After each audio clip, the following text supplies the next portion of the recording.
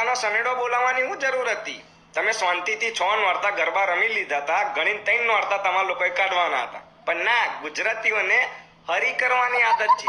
શું હરી કરવાની આદત છે? હવે ભોગો, હવે 3 દાડા રેનકોટ પહેરીને ગરબા રમજો તમે લોકો. ખબર છે કે અંબાલાલ કાકાનો ડાયરેક્ટ મેઘરાજા જોડે કોન્ટેક્ટ છે, પણ તમને શંકા હતી. શંકા સ્થાન ના હોય અંબાલાલ કાકામાં. એ બોલે એટલે થાય જ. વરસાદ પડે જમ ના પડે, પણ ના, તમને ભમરો છે. હા, સનેડો બોલાવો તો બોલે છે તમારો સનેડો. હવે રમજો ગરબા રેનકોટ પહેરીને. અત્યારે અંબાલાલ કાકા આવું કહેતા હશે.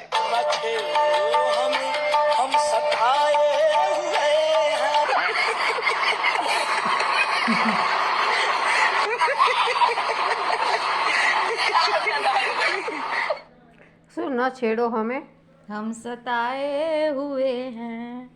તો હું એમ કહું કે વર્ષોદ રેનકોટ પહેરીને આ ભાઈ કહેશો કે વર્ષોદ પડે ને તો રેનકોટ પહેરીને ગરબો રમજો, તો હું એમ કહું કે આ બધાએ રેનકોટ પહેરશે તો શું ટ્રાન્સપરન્ટ રેનકોટ પહેરશે કે હું?